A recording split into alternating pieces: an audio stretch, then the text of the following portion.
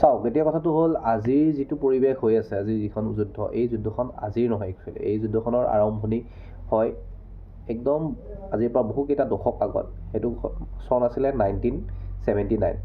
তেতিয়া ইৰাণত এজন শ্বাহে ৰাজত্ব কৰি আছিলে, তেওঁৰ নাম আছিলে ৰাজা পেহেলভি।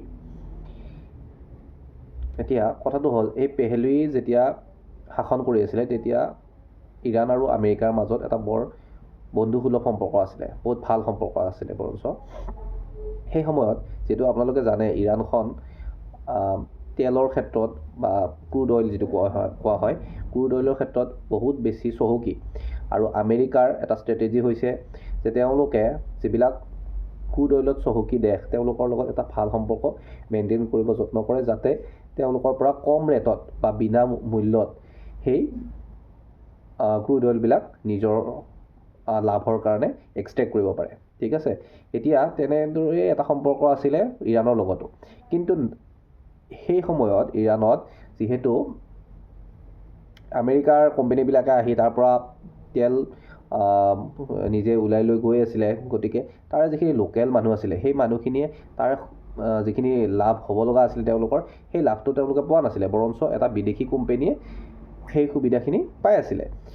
গতিকে এই যিটো শাসকবৰ্গ আছিলে পেহেলভি, সেই পেহেলভিৰ ৰেজিমৰ এগেইনষ্টত তাত এটা ক্ৰান্তি হৈ যায়, যিটো এটা ৰেভলিউশ্যন হয়। আৰু সেই ৰেভলিউশ্যন অনুযায়ী 1979ত কি হয়, সেই যিখন চৰকাৰ আছিলে সেই চৰকাৰখন ভাঙি সেই ডিক্টেটৰজনক গুচাই তাত এখন নতুন এটা পলিটিকেল ছিষ্টেম আৰম্ভ হয়, যিটো বৰ্তমানৰ পলিটিকেল ছিষ্টেম, য'ত নেকি এজন ছুপ্ৰিম লিডাৰ থাকিব। আৰু সেই ছুপ্ৰিম লিডাৰজন সেই দেশৰ সৰ্বোচ্চ ব্যক্তি হ'ব। তাত আমাৰ যেনেকৈ নৰ্মেল ৰিপাব্লিক দেশ আছে তাত তেনেদৰে এখন সংসদো থাকিব, তাত পাৰ্লিয়ামেণ্টৰ কথা কৈ আছোঁ, মানে পাৰ্লিয়ামেণ্টো থাকিব বা এজন ৰাষ্ট্ৰপ্ৰধানো থাকিব। কিন্তু সকলোতকৈ যিজন মানুহ পাৱাৰফুল হ'ব তেওঁ হ'ব ছুপ্ৰিম লিডাৰ, আৰু তেওঁৰ কোনো ধৰণৰ ইলেকশ্যন নহয়। তেওঁক ঈশ্বৰৰ দূত হিচাপত তেওঁলোকে মানি ল'ব আৰু তেওঁকে তাত মানে কি হ'ব অধিষ্ঠিত কৰিব, আৰু তেওঁৰ মতে তাৰমানে তেওঁৰ যিকোনো কথাত তেওঁৰ ফাইনেল চে থাকিব। ঠিক আছে, আৰু সেই অনুযায়ী কি হ'ল, আমেৰিকাত যেতিয়া তেওঁ ছুপ্ৰিম লিডাৰজন আহিলে তেতিয়া আমেৰিকা তাৰ পৰা কোম্পানীবিলাকক গুচাই খেদোৱা হ'ল আৰু লোকেল মানুহবিলাকক চান্স দিয়া হ'ল। তেতিয়া সেই আমেৰিকাৰ লগত এটা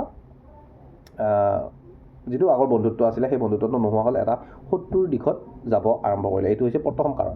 ঠিক আছে, ইয়াৰ ছেকেণ্ড কাৰণটো হৈছে 1950ত এখন নতুন দেশৰ সৃষ্টি হৈছিল। সেই দেশখন হ'ল আজিৰ ইজৰাইল। গতিকে ইজৰাইল যেতিয়া সৃষ্টি হ'ল আৰু ইজৰাইলখন সৃষ্টি হোৱাৰ এটা মানে কি আৰু